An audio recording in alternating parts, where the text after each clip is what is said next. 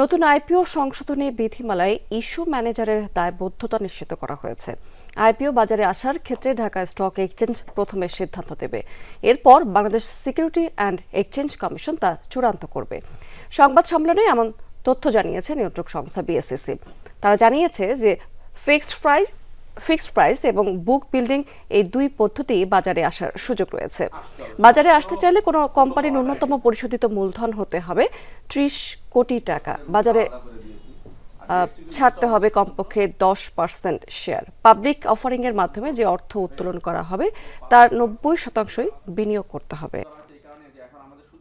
মার্কেটের পুরা দায়িত্ব হলো স্টক এক্সচেঞ্জের, সে সেটা ওন করে। ওই এক্সচেঞ্জে কোন সিকিউরিটিজ কেনা বেচা হবে এটা নির্ধারণ করবে এক্সচেঞ্জ।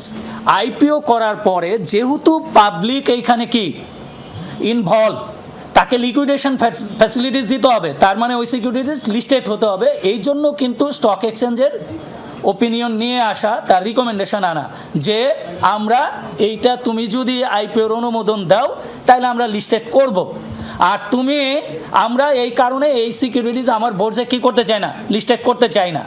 তো এসইসি এর মাধ্যমে কিন্তু এসইসি তার দায় এড়িয়ে যায়নি।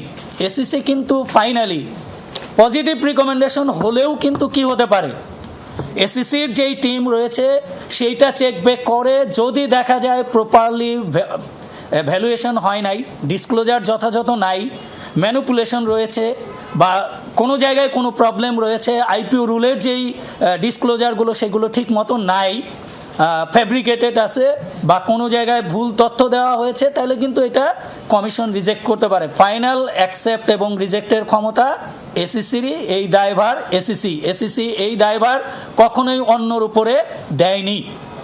দিয়েছে যেটা লিস্টিংয়ের দায়ভার স্টক এক্সচেঞ্জ। আমি আইপিও করার পরে চাপিয়ে দিব লিস্টিং, তা নয়। তুমি আগেই দেখে দাও যে তোমার এক্সচেঞ্জে এইটা লিস্টিংযোগ্য কিনা। যদি লিস্টিংযোগ্য হয় এবং মেরিট, এবং তাকে বলা হয়েছে তুমি রিভিউ করো, তুমি ইনস্পেকশন করে দেখে নাও। আর এটা একটা মজার হলো, এই ইনস্পেকশনের বিষয়টা কিন্তু ইস্যুয়ার কোম্পানি তারা নিজেরা এই মিটিংয়ে এসে বলছে যে আমার আইপিওর ক্ষেত্রে আমাকে দেখে শুনেই আপনারা আইপিও অনুমতি দেন, পরে যায় বলবেন যে আমি নাই অমুক তমুক, আগে দেখেন। এটা কিন্তু তাদের রিকমেন্ডেশন ছিল। ডিসক্লোজারের জায়গায় মেরিটের প্রশ্নটা কেন আসছে, তারা নিজেরাই বলছে আমাদেরটা দেখেই নেন। কারণ ভালো কোম্পানিগুলোকে মার্কেটে নিয়ে আসার উদ্দেশ্যেই এই জায়গাগুলো করা হয়েছে।